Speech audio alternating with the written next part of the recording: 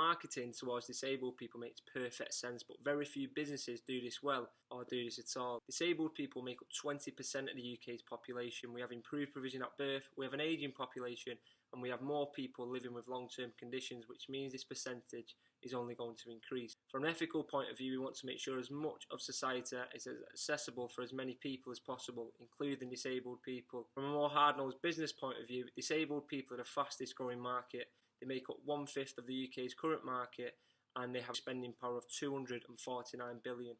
What business can afford to miss out on that? So here's my top 3 tips on how businesses and providers can better engage the disabled audience. First up, never assume. Many businesses fall at the first hurdle. They assume that disabled people cannot or will not access their services, or even worse, don't consider disabled people as potential users. Disabled people want and will access your services. In fact, specific to the physical activity sector, 70% of disabled people want to increase their exercise and physical activity levels. The demand is there. It's up to you as a business and a provider to ensure there is a supply to meet that demand. Number 2, we have use of excluding terminology.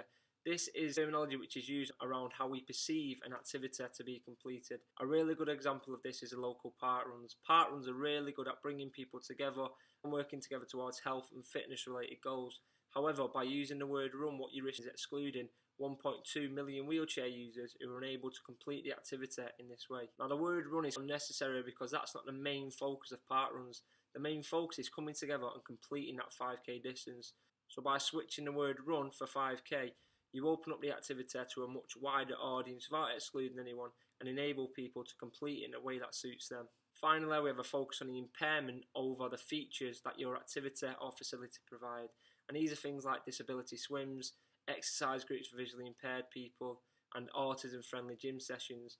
These are really good because they target and direct to the group or people that you want to engage. But on the other hand, you risk excluding people who don't identify with a specific impairment or with a specific group of people. Boast about the features that your activity or facility offers rather than the focus on the impairment. So if you're trying to engage more people with visual impairments, focus on the great lighting in your venue, use of contrasting colours, and the use of auditory descriptive technology. You're still going to engage a group of people that you do through targeted marketing, as they're already looking out for these type of features and will usually be involved in the networks that you're advertising to.